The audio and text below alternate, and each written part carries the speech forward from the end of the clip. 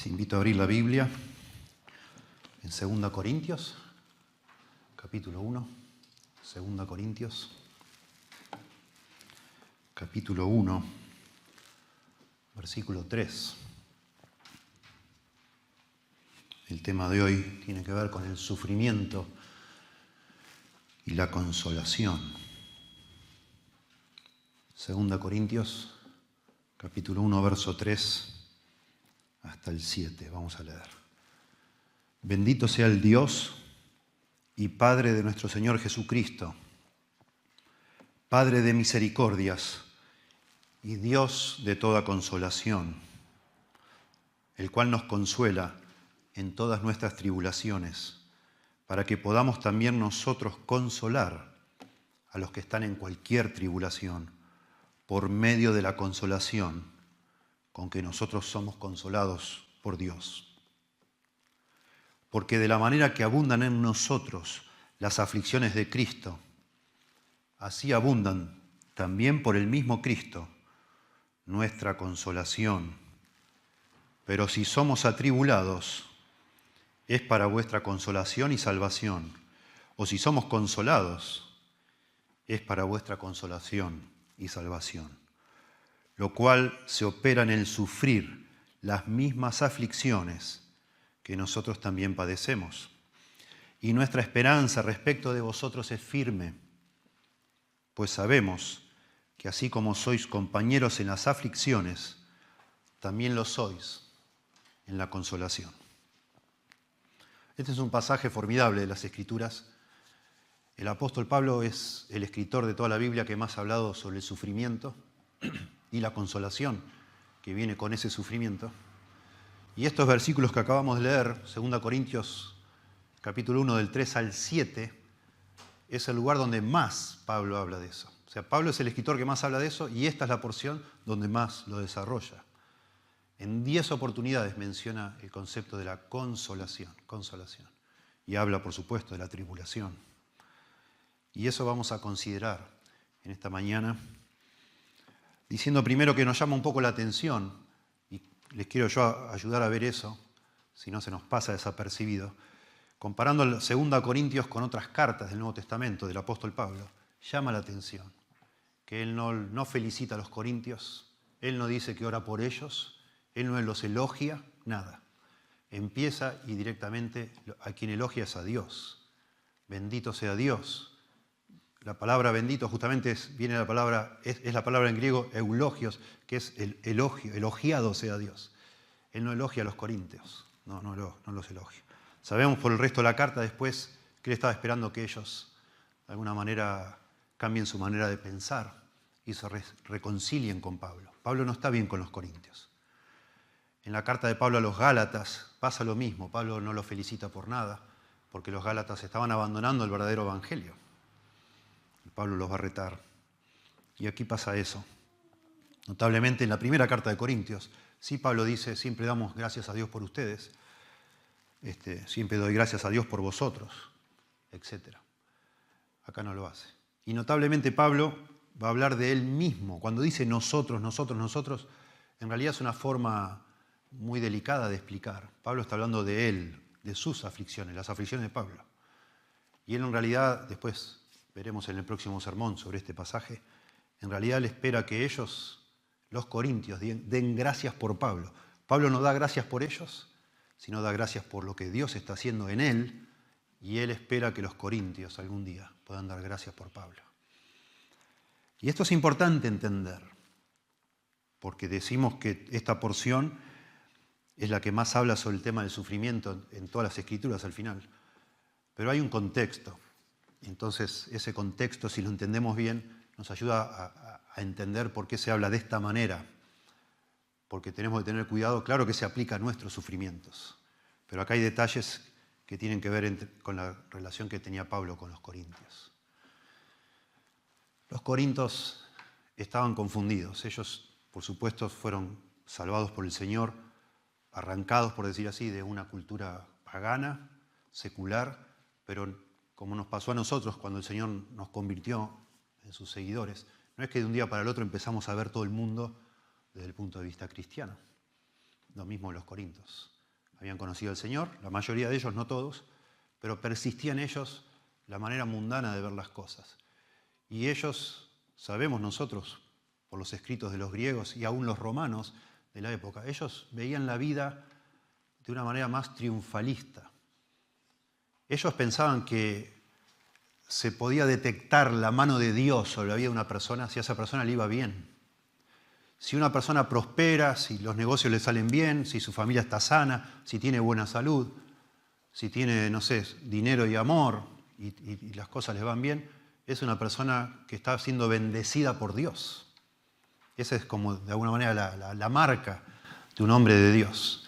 Y a ellos les resultaba realmente muy difícil ver al apóstol Pablo como un hombre de Dios, lleno del Espíritu Santo, cuando lo veían siempre sufriendo, tan débil, tan achacoso, tan complicada su vida, con tantos pormenores, con tantas tribulaciones, tantos sufrimientos, de manera que habían comenzado a despreciar al apóstol Pablo por ese tema. Y por supuesto Pablo está preocupado porque lo desprecian a él, no por un asunto de ego personal, sino porque junto con él habían empezado a despreciar el evangelio que él predicaba y habían empezado a fascinarse con falsos apóstoles que hablaban justamente de este eslogan, pare de sufrir, una cosa así. Les estaban engañando a los corintios diciendo, si ustedes aman a Dios, todo les va a ir bien. Este hombre no puede ser un apóstol de Dios. Miren cómo vive, miren cómo está siempre. Siempre al borde de morir casi. Y entonces Pablo, asombrosamente, no es una excepción, empieza la carta ya largándose con todo contra este asunto del sufrimiento, tratando de explicar a los corintios en qué consiste la vida cristiana. No es que Pablo sufría como una excepción, sino que todos los cristianos vamos a sufrir. Es parte de ser un cristiano que nuestra vida refleje lo mismo que hizo Jesucristo, que también padeció. Y a través de ese padecimiento, siendo Él el Hijo de Dios, Él obtuvo la victoria sobre el pecado y sobre la muerte. De la misma manera, los cristianos estamos destinados, y así lo dijo Jesús, a sufrir como Él. En el mundo hallaréis aflicción, dijo Jesús. Los corintios no lo entendían y tenían que entenderlo. Y lo tenemos que entender nosotros. Porque si nosotros vemos la vida cristiana como una vida color de rosa, donde todo prospera y todo sale bien, nos vamos a decepcionar. Tarde o temprano vamos a decir, no, pero eso era tú un engaño, era tú una mentira. Y no lo es. Tu expectativa fue incorrecta. Tu expectativa fue falsa cuando llegaste a la iglesia pensando que si venías a la iglesia correcta, Dios te iba a dar una pareja, Dios iba a sanar las relaciones en tu hogar, Dios te iba a dar un trabajo, te iba a dar prosperidad, una propiedad, lo que sea. Eso es falso, eso hay que decirlo tristemente. Toda esa manera de comunicar el cristianismo se usa para estafar a la gente. No es lo que la Biblia dice. Y así como los corintios estaban siendo estafados con estas falsas promesas de prosperidad y de salud, hoy muchos están de la misma manera siendo estafados. Y Pablo no solo empieza aquí hablando del sufrimiento, toda la carta es 2 Corintios. Habla de eso. Rápidamente yo les menciono. Capítulo 2, verso 4. Por la mucha tribulación y angustia del corazón os escribí con muchas lágrimas. Capítulo 4, verso 8. Estamos atribulados en todos, mas no angustiados, en apuros, perseguidos, derribados. Verso 10. Llevando en el cuerpo siempre por todas partes la muerte de Jesús, para que también la vida de Jesús se manifieste en nuestros cuerpos. En 4:17 habla de esta leve tribulación momentánea. En capítulo 6, verso 4 dice, nos recomendamos en todo como ministros de Dios, en mucha paciencia, en tribulaciones, en necesidades, en angustias, en azotes, en cárceles, en tumultos, en trabajos, en desvelos, en ayunos, etc.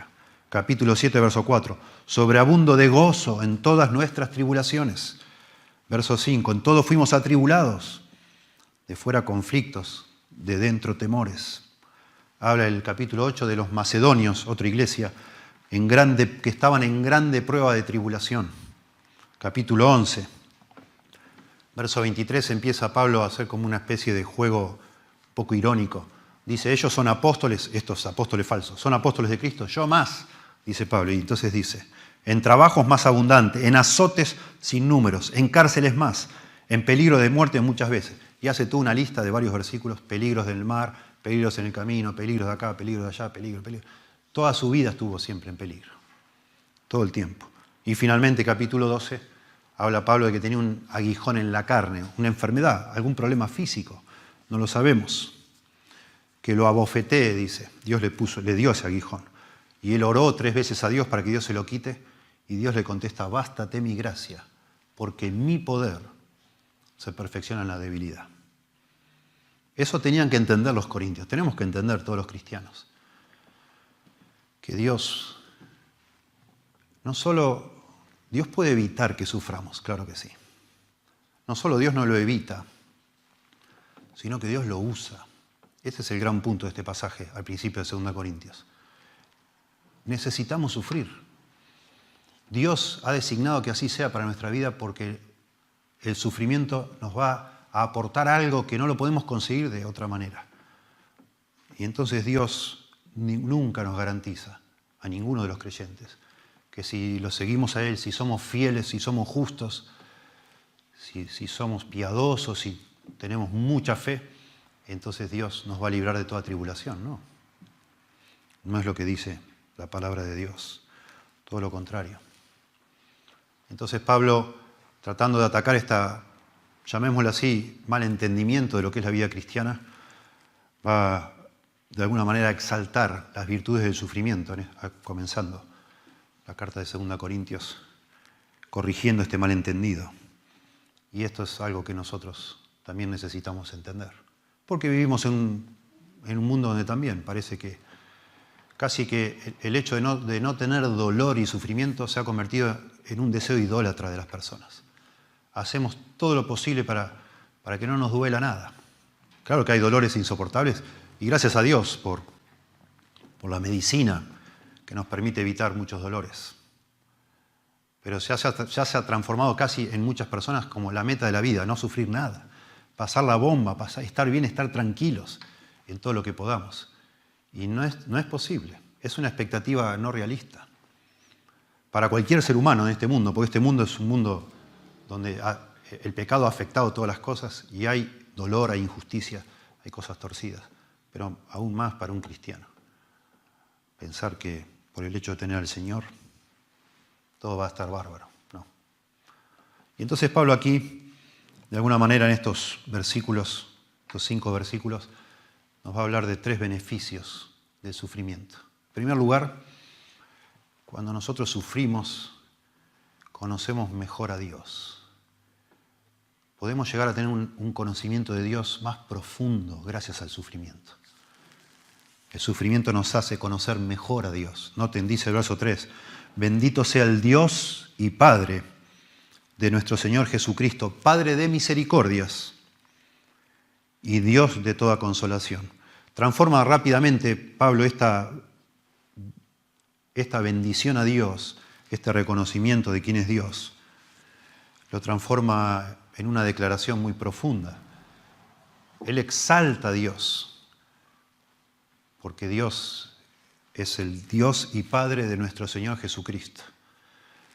Notablemente los judíos usaban mucho esto de bendito sea el Dios, bendito sea Dios, y decían ellos, y Padre de Abraham, de Isaac y de Jacob. Oraban todo el tiempo. En la sinagoga ellos tenían 19 oraciones escritas para, en las reuniones de la sinagoga, orarlas. La primera oración de esas 19 decía, bendito seas tú, oh Señor nuestro Dios y Dios de nuestros padres, Dios de Abraham, Dios de Isaac y Dios de Jacob.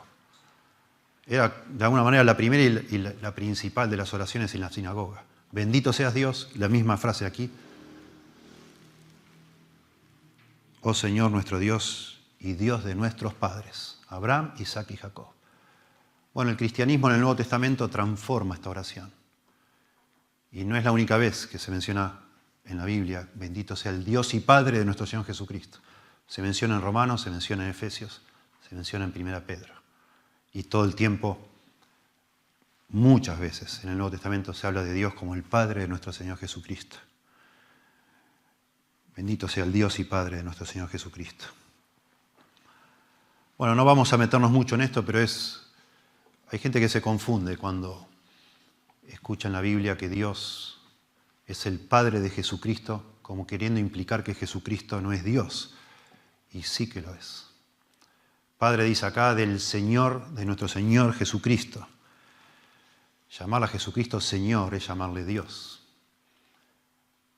Es llamarle Dios. Lo que está diciendo acá es que todas las cosas buenas que hoy nos vienen de Dios, nos vienen por medio de Jesucristo. Nuestro Señor Jesucristo. No vamos a desarrollarlo, lo hemos hecho en otros sermones. Que la frase Señor, Jesús, Cristo, de alguna manera, esos tres nombres, Señor, Jesús y Cristo, engloban todo lo que es nuestro Señor y todo lo que hizo por nosotros. Cuando habla de Señor, por supuesto, habla del dueño de todas las cosas, a quien debemos someternos y al que le debemos obediencia. Cuando habla de Jesús, habla de su nombre terrenal, que significa el Salvador. Y cuando se le llama Cristo, habla de su función como Mesías, el Cristo, el ungido de Dios, el que estaba esperando el pueblo de Israel para que se restauren todas las cosas. Y entonces Pablo agrega, Padre de misericordias y Dios de toda consolación. Y esto es hermoso. La primera mención de consolación de las próximas 10 que va a decir. Pablo es sumamente intencional aquí. Pablo suele llamar a Dios el Dios de paz, el Dios de amor, el Dios de toda esperanza. Aquí le llama al Dios Padre de misericordias y Dios de toda consolación, porque es de lo que quiere hablar. Es de lo que él quiere hablar. Hermoso ver en el Antiguo Testamento a este Dios de misericordias. Hemos leído el Salmo 103 recién, que Dios se compadece de sus hijos, como el Padre, como un Padre. Y todo el tiempo se está mostrando como Dios es un Dios misericordioso, tardo para la ira y grande en misericordia, dice la Biblia. Y Pablo agrega acá, Dios de toda consolación. Y esto es muy intencional. En el libro de Isaías, ustedes saben, el libro de Isaías tiene 66 capítulos. Los primeros 39 hablan de el juicio de Dios contra las denuncias de Dios, contra el pecado de Israel por medio del profeta Isaías. Pero del 40 al 66 habla de toda la esperanza futura, de que algún día va a venir el Mesías y va a resolver todas estas dificultades. Y comienza el primer versículo de estos últimos 26 capítulos de Isaías, que algunos le llaman como el Evangelio según Isaías, que habla del futuro Mesías, el reino de Dios. Comienza Isaías 41 diciendo, consolaos, consolaos pueblo mío, dice vuestro Dios, hablad al corazón de Jerusalén, hablad tiernamente a Jerusalén, dicen otras versiones. Cuando Isaías va a profetizar de la venida de algún día de ese consuelo de Dios, comienza diciendo, consuélense, consuélense. Escuchen lo que les voy a decir, viene el consuelo de Dios. Y en el capítulo 66, después que ha hablado de toda esta venida del Mesías que va a traer consuelo, terminando el libro de Isaías, verso 13, 66, 13, dice, como aquel a quien consuela su madre, así os consolaré yo a vosotros, y en Jerusalén tomaréis consuelo.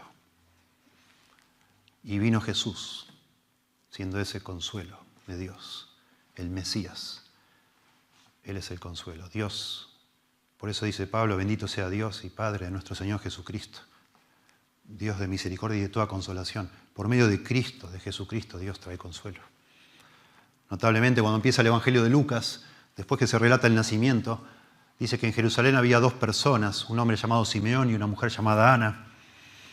Y dice Lucas 2:25, y aquí había en Jerusalén un hombre llamado Simeón, y este hombre justo y piadoso esperaba la consolación de Israel. Y el hombre, ustedes saben, adora a Dios, alaba a Dios porque ha llegado esa consolación, que es Jesucristo. Jesucristo. Qué precioso.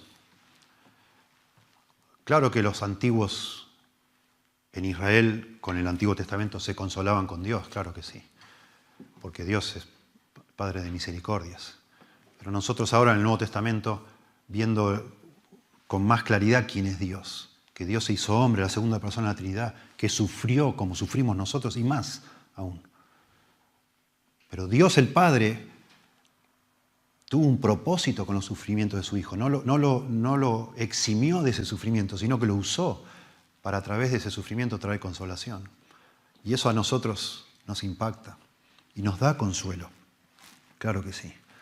Pablo no está hablando de cosas teóricas. Ni Pablo ni nadie puede conocer a Dios de una manera teórica. Dios no es un teorema, Dios no es un axioma, no es una filosofía, no es una idea. Dios es una persona, es la persona. Y cuando un ser humano, por la gracia y misericordia de Dios, se le da el acceso para conocer a Dios, ese conocimiento es experimental. Los antiguos caminaron con Dios, dice. Y caminó Enoc con Dios.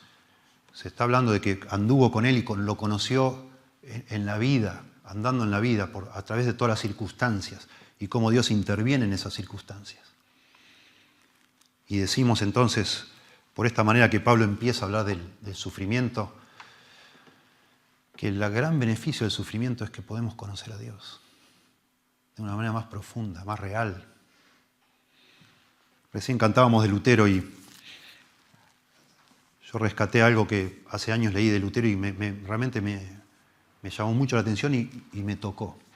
Lutero escribe y dice que es muy importante para que alguien entienda algo y lo conozca de verdad, lo tiene que experimentar.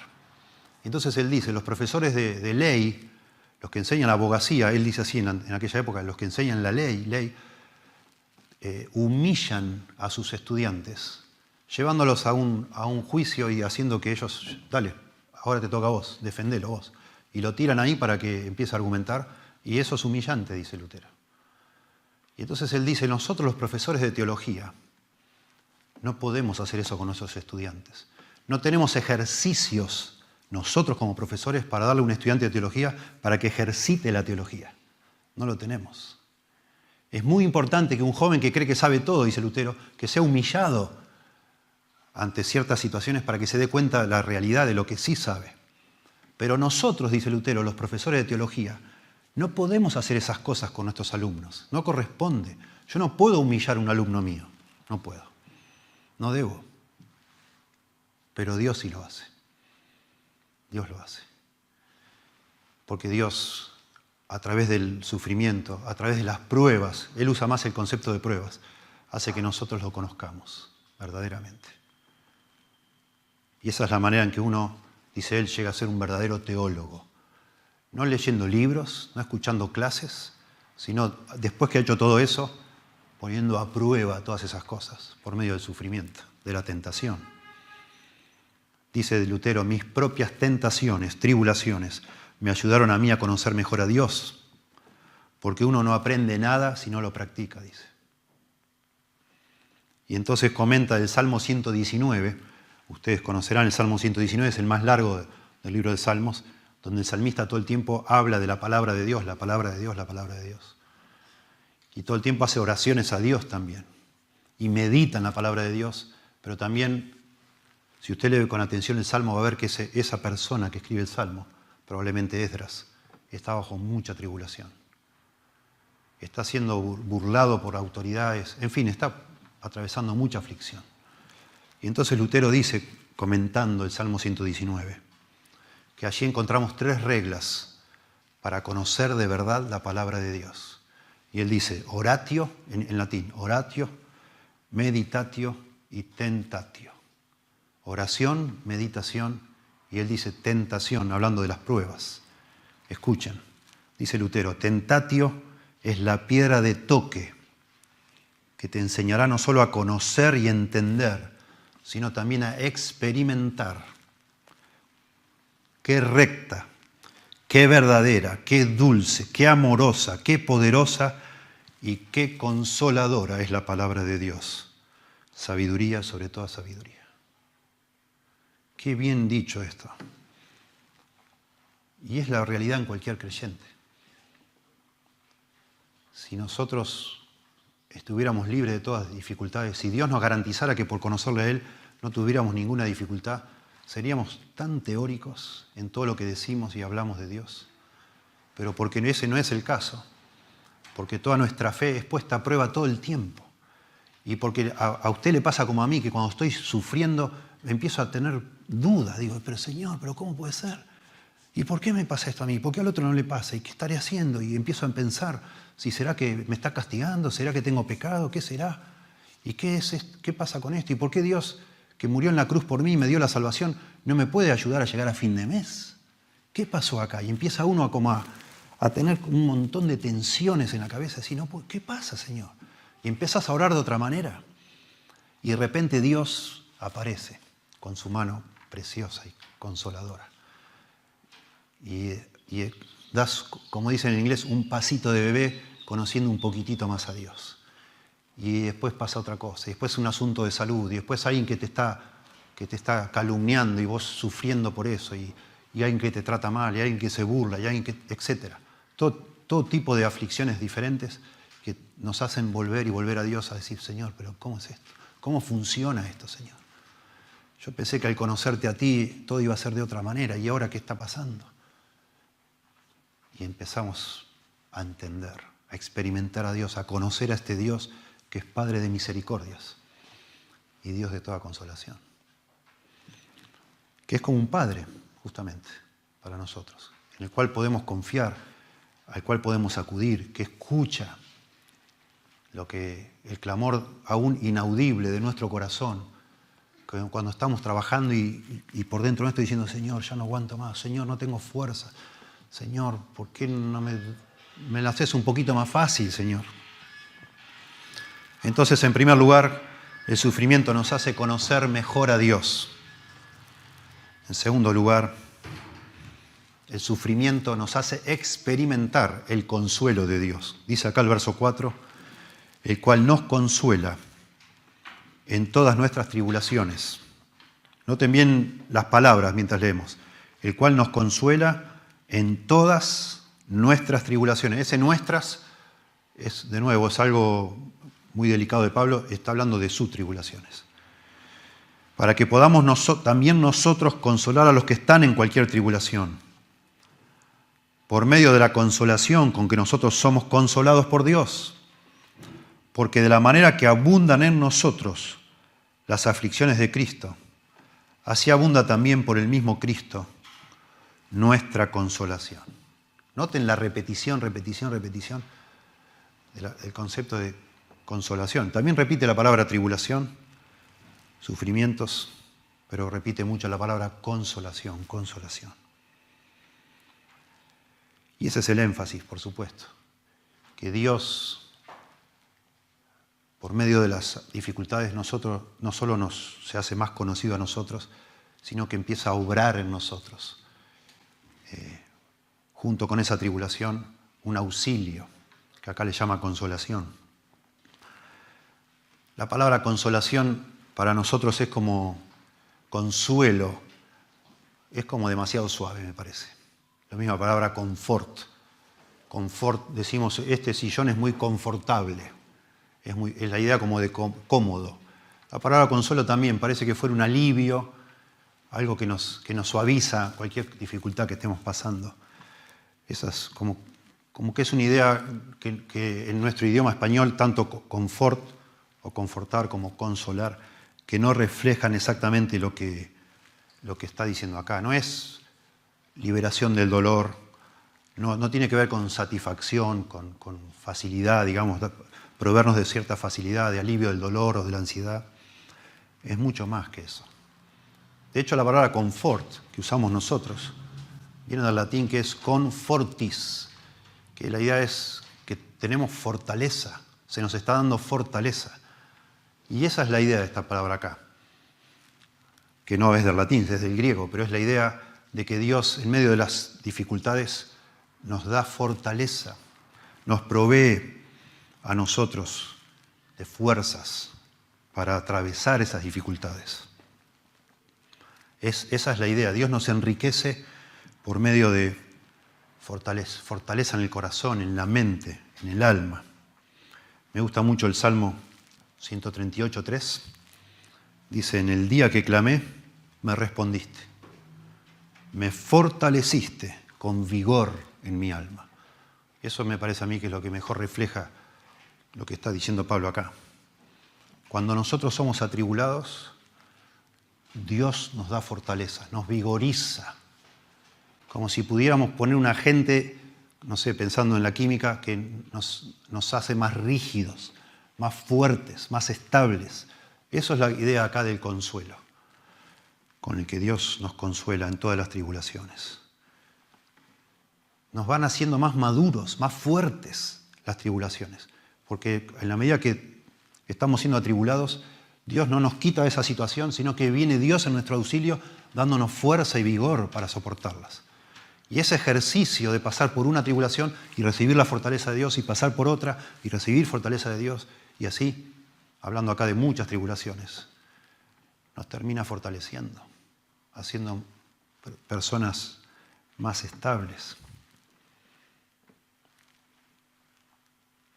El consuelo de Dios entonces es fortaleza. Fortalece las rodillas débiles, sostiene los espíritus flácidos para que uno enfrente los problemas de la vida. De otra manera, no solo con determinación, con fortaleza, con seguridad. Eso es lo que hace Dios. Precioso. Un escritor dice que la idea acá de la palabra consuelo es o consolación, es fortalecer mucho. Alentar a apoyar a otro, alentarlo mientras soporta las pruebas. De pronto, también la idea de alentar nos confunde a nosotros, porque parece que fuera solo como algo de palabras. Vamos, dale, vamos, vamos. Como si cuando Dios nos consuela solo diciéndonos cosas lindas, cuando no ese es el concepto. Cuando Dios consuela, Él viene e interviene en la situación. No solo nos dice cosas, sino que está presente fortaleciendo, dando fuerzas. Esa es la idea. Se involucra a Dios. De manera, por supuesto, que para nosotros no son visibles, completamente visibles, pero el Señor está fortaleciéndonos, de manera que no lo entendemos. Y después hablábamos hace unos días con los hermanos en un Zoom de la iglesia, que miramos hacia atrás y no nos parece que hemos sufrido tanto. Pensamos en sufrimientos que hemos tenido antes, la pérdida de un ser querido, alguien muy cercano, o dificultades económicas también, pruebas físicas, y ya las pasamos, miramos para atrás y nos queda el recuerdo que al final no fue tan duro. No parece que fue tanto. Es porque el Señor estaba allí, fortaleciéndonos. Presente, involucrado. Y eso es algo único en las Escrituras. Los no creyentes no conocen nada de esto, nada. No tienen ni idea de lo que estamos hablando. Tratan de darse ánimo, inventan frases para decir, bueno, como que les va a dar suerte, ese tipo de sensaciones o de expectativas, pero que no son reales. Escuchen lo que decía un filósofo romano llamado Plinio el Viejo, un naturalista romano. Él era estoico, creía en la filosofía estoica, se aferraba a eso. Y él dice que un ser supremo, escribe él, sea quien sea, preste atención a los asuntos humanos, es una noción ridícula.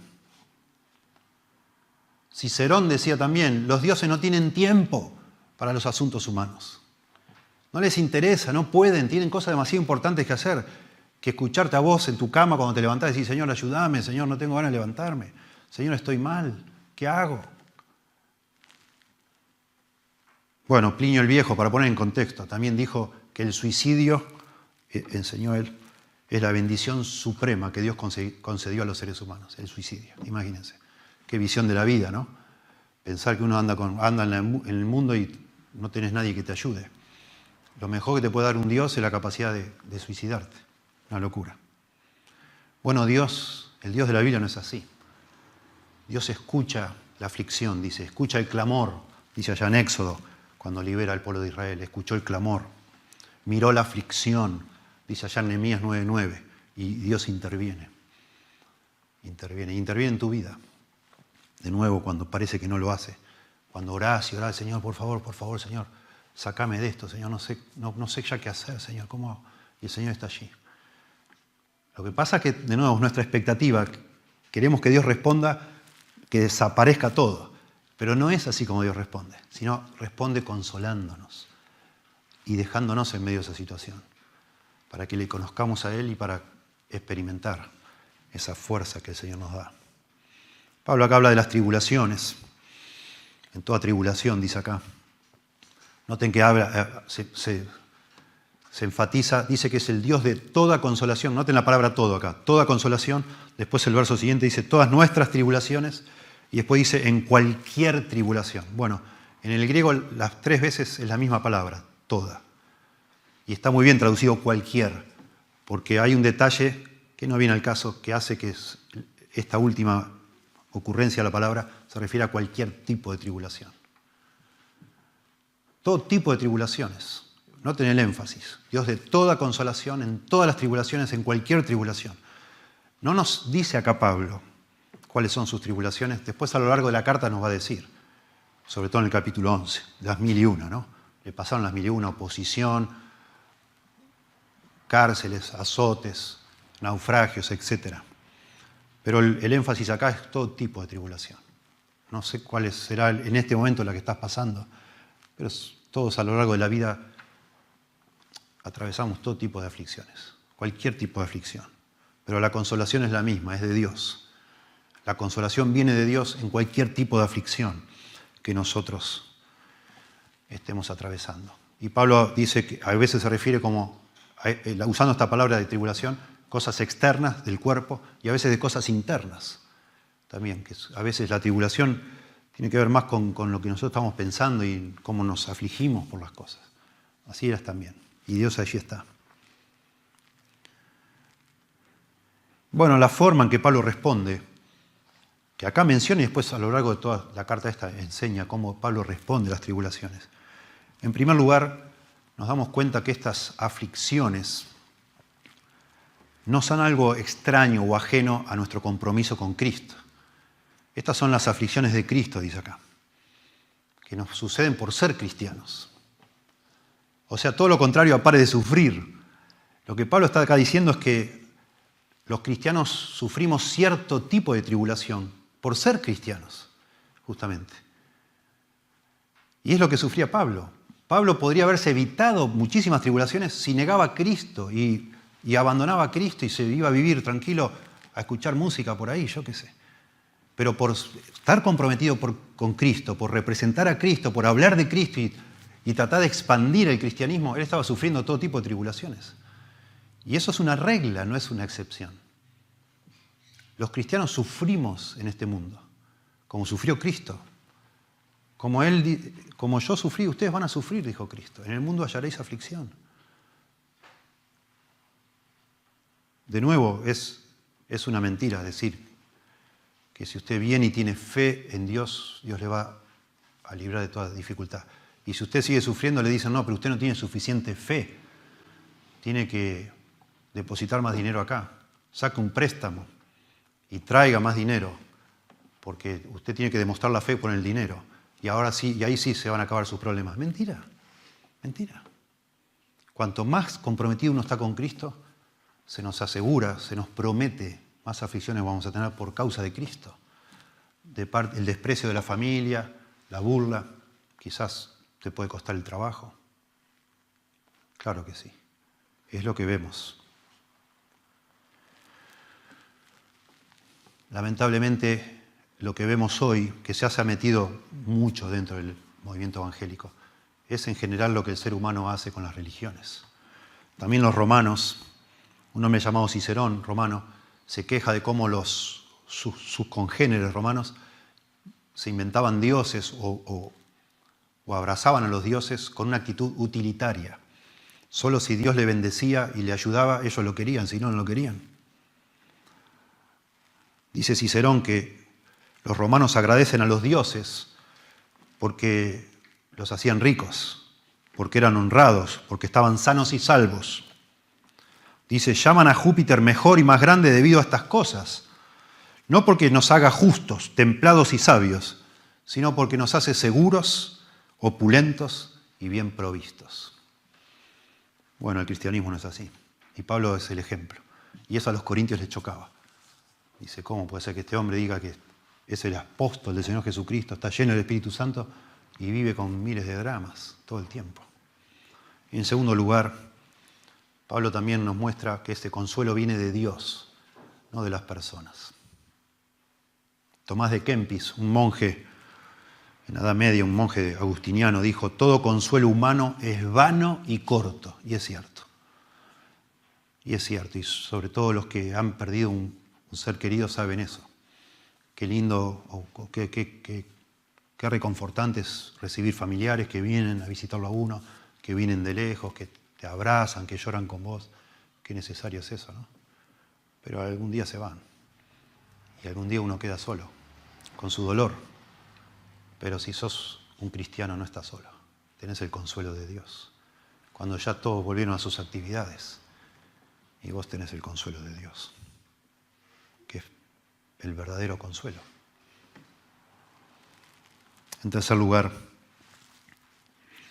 claro que Pablo nos muestra que estas aflicciones sirven para profundizar la fe en el poder de Dios, no para debilitarla. Bástate mi gracia, le dice Dios, porque mi poder se perfecciona en la debilidad. Y eso lo vivió Pablo.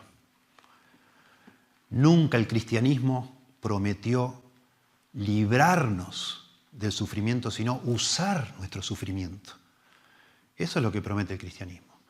No que Dios nos va a librar, sino que Dios va a usar nuestro sufrimiento para algo. Y eso en sí es un consuelo también. Saber que hay un propósito, que a Dios no se le escapa nada y que Dios no nos va a dejar ser probados más de lo que podemos resistir. Y esa prueba tiene un propósito, para conocerle más a Él, para experimentar su consuelo, y va a decir en los siguientes versículos también para que nosotros podamos consolar a otros. Y eso es en sí un consuelo. Allá en Juan, capítulo 15, en nuestra versión Reina Valera se nos escapa algo, me parece a mí. Fíjense, Juan 15, verso 2. Verso 1 leamos. Y verso 2. Juan 15, 1 y 2.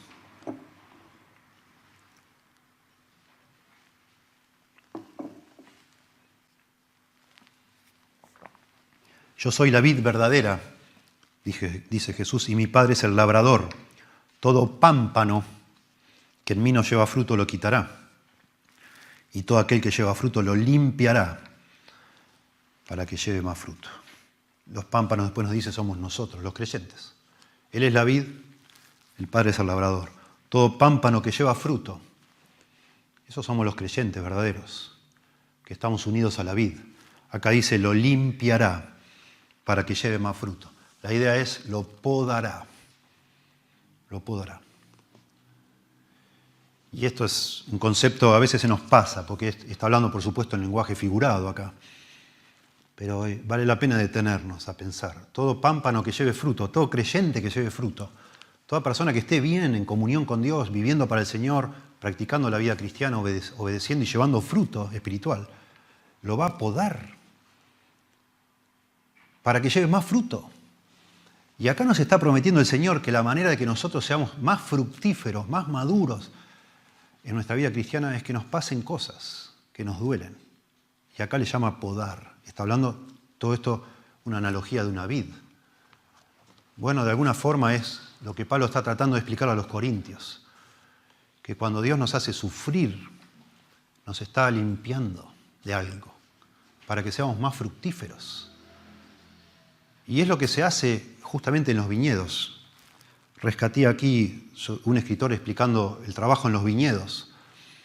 Podar significa cortar, remodelar y eliminar lo que disminuye la vitalidad. Cuando miramos un viñedo podado, difícilmente podemos creer que dará sus frutos.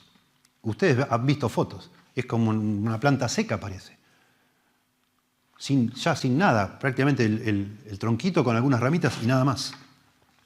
Pero cuando llega el momento de la cosecha, nos damos cuenta de que la poda permitió a la vid concentrar su energía y producir más uvas de las que podría haber tenido si hubiera permanecido sin podar.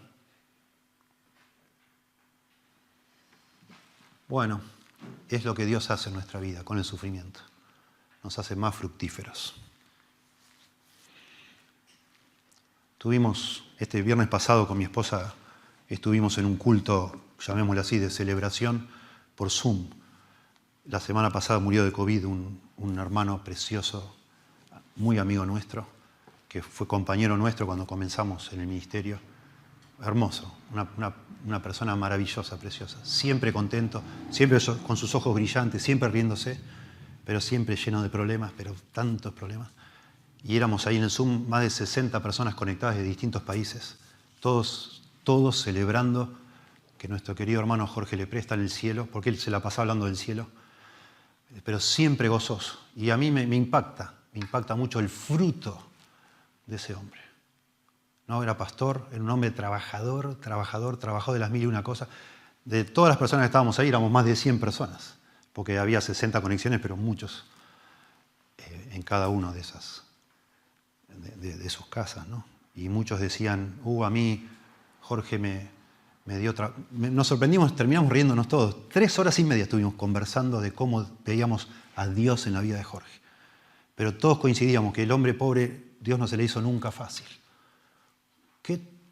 Como decíamos en Argentina, qué remador este hombre. Siempre remando, siempre. Y la mitad de los que estaban ahí dice, a mí me dio trabajo, a mí Jorge me dio trabajo. Yo un día llego a casa y me vio angustiado y me dice, no te preocupes, yo te consigo. Le conseguí trabajo.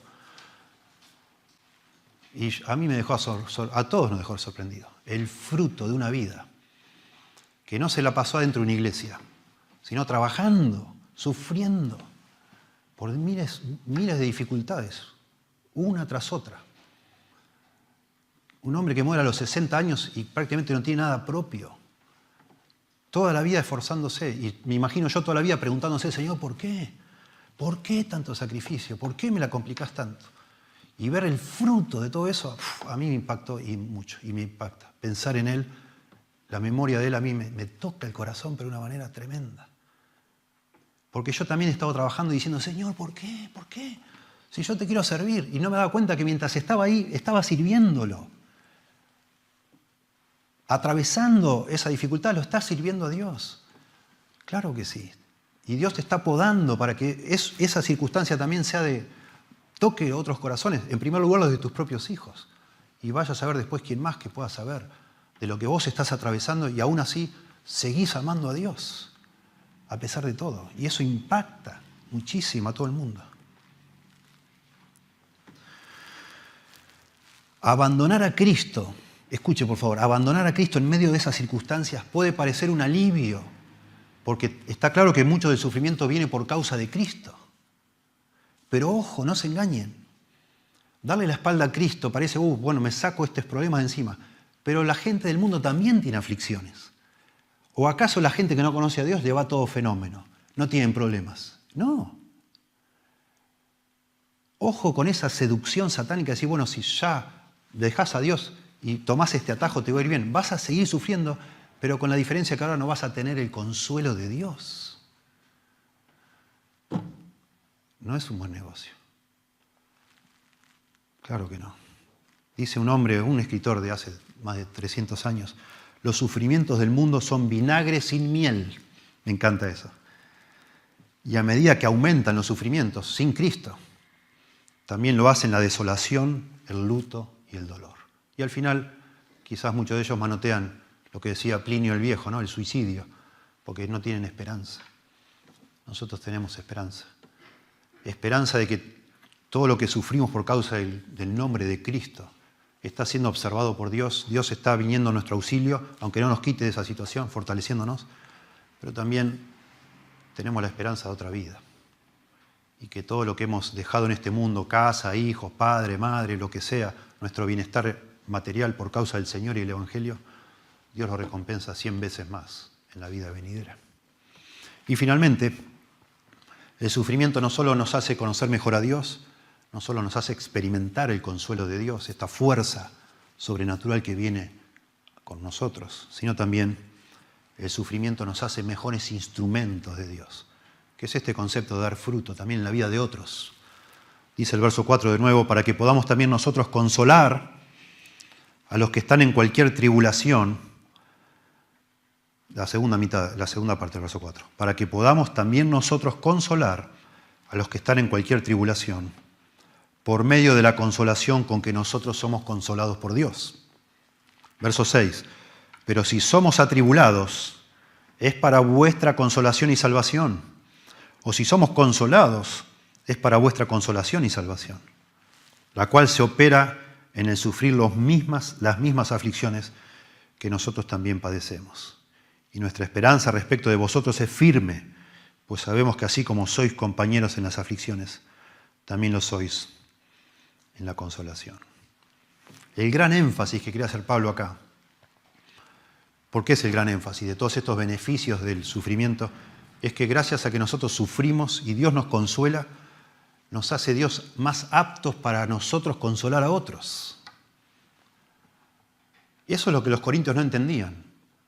No querían un apóstol como Pablo, querían un superapóstol que viniera en un Rolls Royce, no sé, que viniera con ropas espléndidas, que hablara de manera imponente. Y venían a este hombre que siempre estaba andrajoso y con problemas y no lo querían. Y Pablo dice, pero hermanos, gracias a todas las dificultades que yo he pasado, yo les puedo a ustedes ministrar mucho mejor. Justamente. Conozco a Dios, no de oídas. A propósito, Job, que también sufrió, termina el libro diciendo, de oídas te había oído, a propósito de lo que enseñó Lutero. Pero ahora mis ojos te ven. Ahora que yo sufrí y que luché en mi corazón y que no entendía y que oraba y me quejaba y apareciste, Señor, y entendí algo que antes no entendía. Ahora mis ojos te ven. Ahora que pasé este sufrimiento. Bueno, el apóstol Pablo era un hombre que conocía a Dios en la experiencia. Y era un apóstol fenomenal por eso. Porque él podía consolarse, él podía consolar a otros, él podía ministrar a otros, aconsejar a otros. Porque ya había pasado por eso mismo. Y lo mismo nosotros. Lo que pasa que, de nuevo, nuestra cultura tan individualista, nosotros queremos que a nosotros nos haga bien. Yo quiero ir a la iglesia y que Dios me bendiga, y que Dios me ayude, y que Dios me prospere, y que Dios Yo no estoy pensando en los demás. No me interesa a mí los demás. De hecho, yo si pudiera lo usaría a Dios para que haga lo que yo quiero. Y me encuentro que aunque Dios no está en función de mí, Dios es mucho más grande que nosotros. Y yo en realidad vengo a la iglesia, busco al Señor para conocerle a Él, para postrarme ante Él, para amarlo a Él y obedecerle a Él. Y entonces Dios sabe que la manera de hacerlo experimental es dándome dificultades, a vos y a mí. Y no solo eso, sino que en la medida que yo paso esas dificultades con la ayuda de Dios, Dios me empieza a dar una capacidad de yo también ayudar a otros. Y entonces termina siendo que una verdadera iglesia es un lugar donde está lleno de personas quebrantadas, que por haber sido quebrantadas y auxiliadas por Dios son capaces también de ministrar a los que están quebrantados. Y eso es precioso, que Dios haya diseñado así las cosas en la vida cristiana. No venimos acá para que todo nos vaya bárbaro, sino buscando a Dios y también conectándonos unos con otros, para unos a otros ministrarnos con la misma administración que Dios nos ha concedido a nosotros. La iglesia es un compañerismo de los quebrantados, que se mantienen unidos por el amor de Dios y el amor mutuo. Nosotros estamos acá tratando de transmitir consuelo a otros, ese mismo consuelo, esa misma fortaleza que Dios un día nos dio.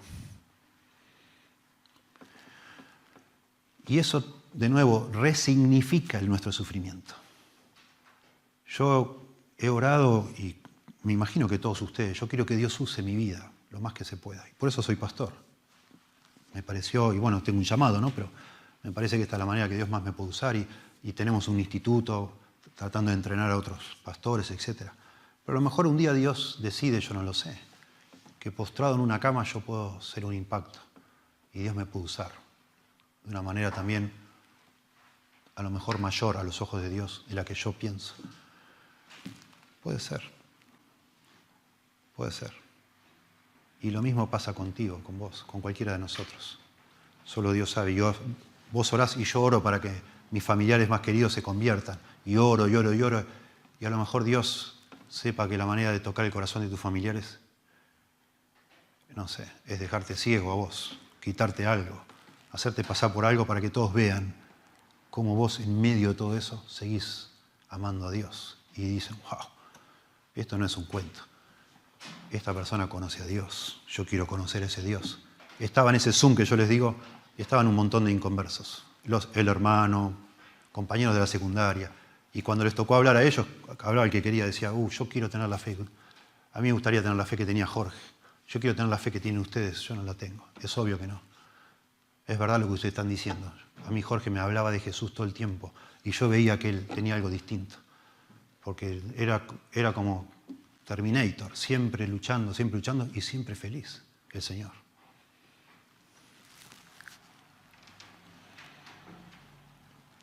Yo me animo a decir, porque hay gente que nos mira por internet, pensaba yo en la semana mientras armaba todo esto, yo sé que hay cada vez más personas que no van a ninguna iglesia, porque en las cercanías donde ellos están consideran que no hay una iglesia sana.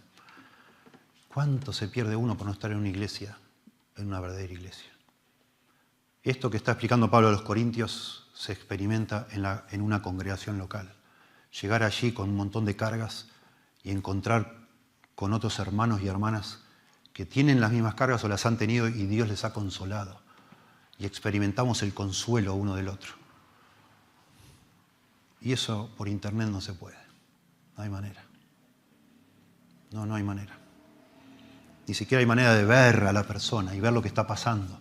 Y verlo en la semana y ver las dificultades que tiene y a pesar de todo sigue adelante. En un video no se puede transmitir eso. Se tiene que vivir. Y eso es el genio, de alguna manera, de Dios al habernos congregado todos en una iglesia local, para que nos apoyemos.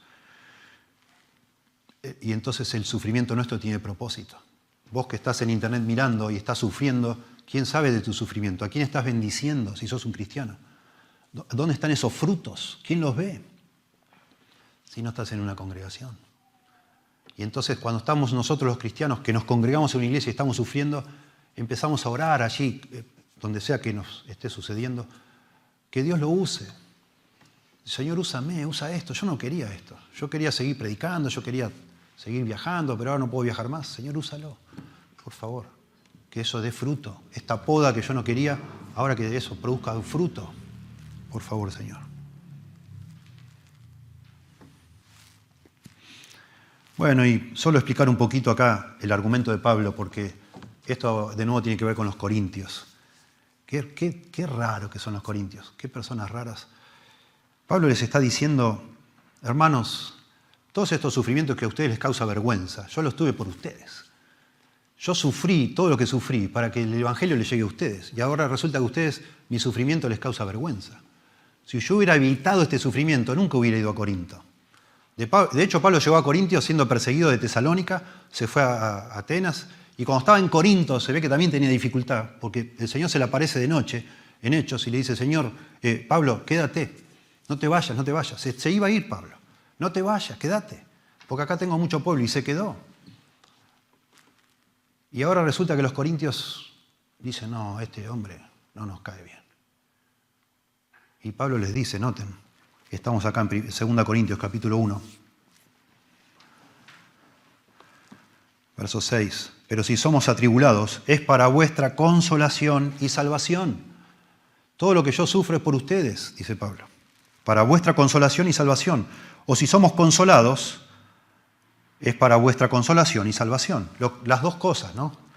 Sea que yo esté siendo afligido o consolado por Dios, y ambas cosas son simultáneas, creo yo, lo hacemos por ustedes. La cual opera en el sufrir las mismas aflicciones que nosotros también padecemos. La salvación de ustedes, dice Pablo, también opera en que van a sufrir lo mismo. Si ustedes son salvos, van a sufrir lo mismo que yo. Hace años leí la historia, una historia no la pude encontrar, pero me pareció interesantísima. Una nena, su mamá era una mujer pobre, que tenía todas las manos y los brazos quemados, las dos manos y brazos quemados. Y a la nena, cuando estaba en público con su mamá, le daba mucha vergüenza. Y miraba a la gente a ver si estaba mirando las manos de su mamá. Y le producía vergüenza, que tenía todas las manos deformes. Y siempre tenía vergüenza y bueno. Prefería que su mamá se quede en casa, que no la acompañe a la escuela, que no la acompañe a ningún lado. No quería que nadie vea las manos de su mamá. Y bueno, algún día, ya más grande, habló con su mamá. Y la mamá le dijo, mira, yo nunca te dije, pero yo me quemé toda porque un día se incendió acá la cocina y yo te salvé a vos. Por eso estoy toda quemada.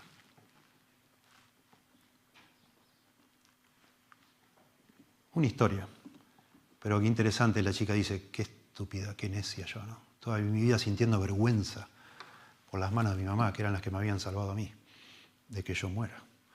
Y es lo que está diciendo Pablo. Pablo al final les va a pedir a ellos, agradezcanme ustedes a mí, no tengan vergüenza de mí. Si todo lo que yo sufro y que a usted le da vergüenza, lo sufro por ustedes. Qué cosa tonta.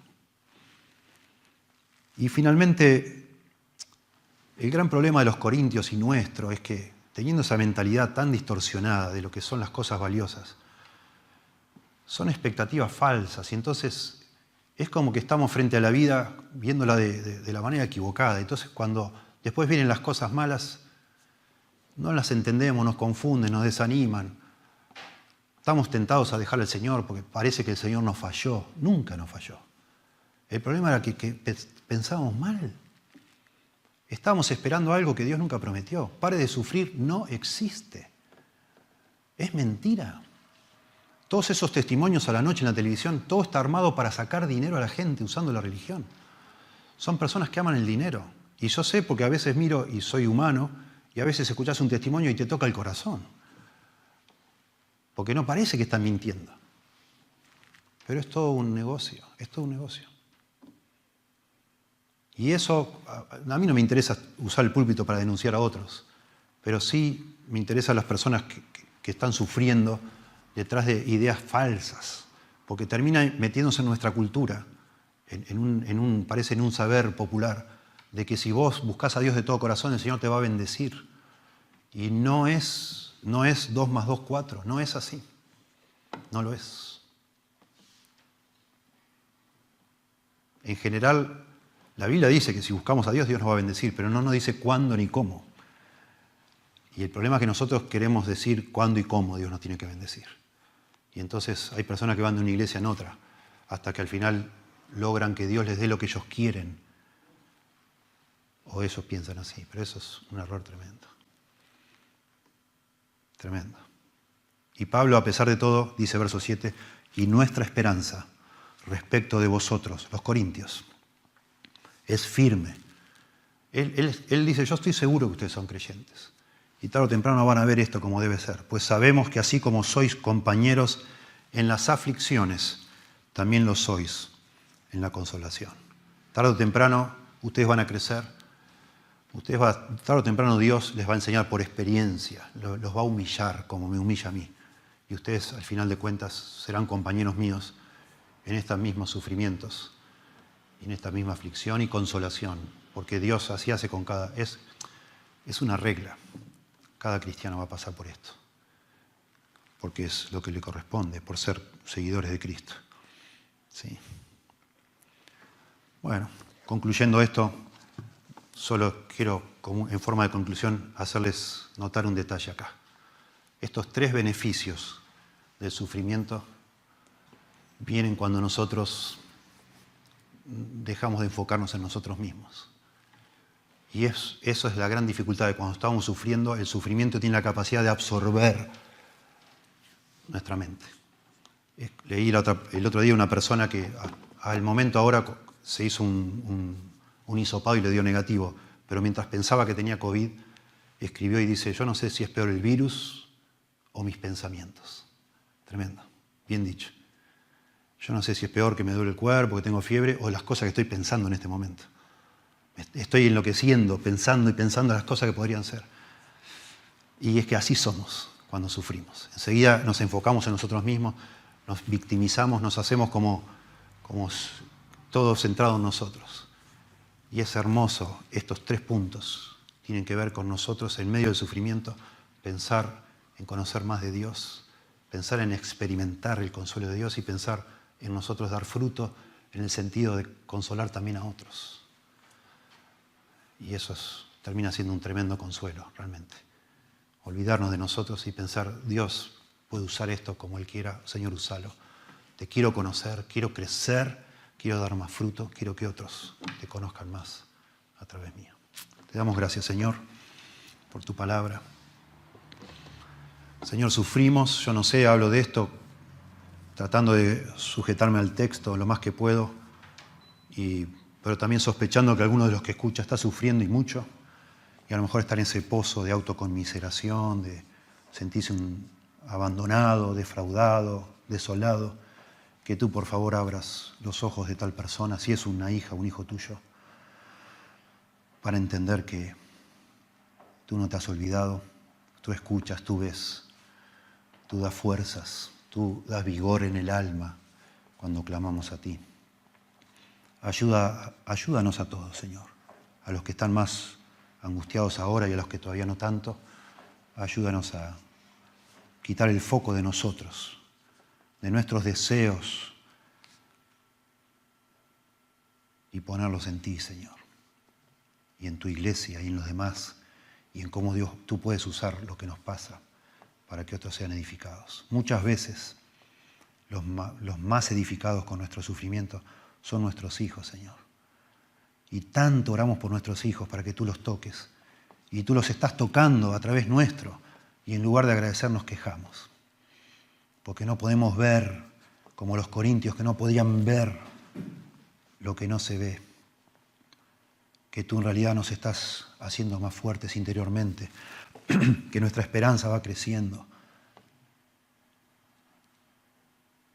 Que tú eres más glorificado. Ayúdanos a ver, Señor, esos aspectos invisibles a los ojos en todo momento de nuestra vida. Y oro por los que no te conocen, que puedan estar escuchando, que por favor les ayudes a venir a ti, Señor. No buscando paz, prosperidad, salud, sino buscando perdón de pecados. Restituir una relación contigo por medio de Cristo, para seguir el resto de sus vidas, no ya solos, sino de tu mano, Señor, porque tú les has perdonado y hoy los abrazas, a pesar de ser pecadores, los abrazas por lo que hizo Cristo y los vas a acompañar hasta el último día de este mundo, que estén en este mundo, Señor. Damos gracias por todo en el nombre de Jesús. Amén.